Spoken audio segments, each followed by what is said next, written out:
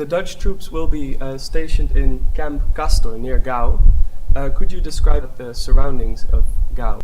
Yeah, the place where the Dutch are now building was previously completely empty.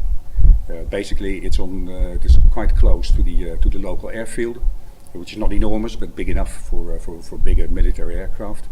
And basically, we're building a new site. Gao, as such, is a larger city, about 300,000 inhabitants. So it's not that small.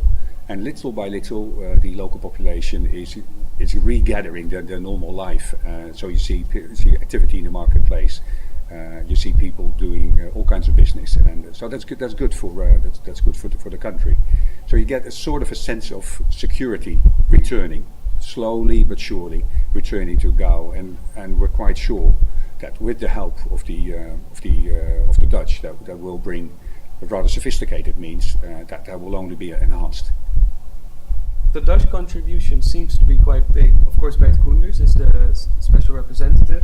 Then you are the deputy chief of staff. The head of the intelligence department will be Dutch.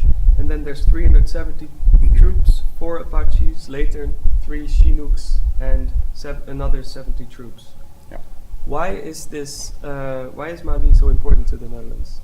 Well, it's important to the whole of Europe, I think.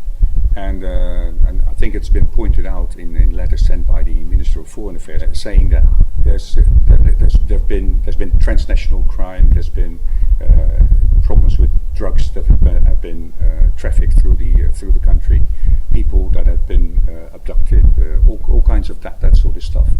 If you keep Mali as such, then Mali will turn into a black hole, i.e. a country in which jihadists can do whatever they like, can expand, can produce money, can get more arms, train more people, and one day or another, these people will come to our country, to Europe, and will menace us. And that's a thing to be avoided.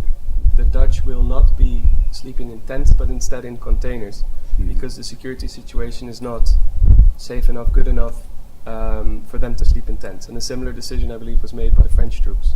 Yeah. Could you explain what the security situation is? Yeah, well, originally, all of the troops in the United Nations chose 4 tents. That was accepted at the start of the mission. But now we found out that the threat as such hasn't worsened.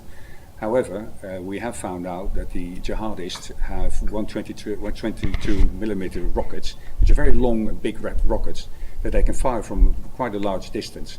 They can't aim them correctly, not at all, but there's always a chance that you get hit by one of those at random rockets fired at you.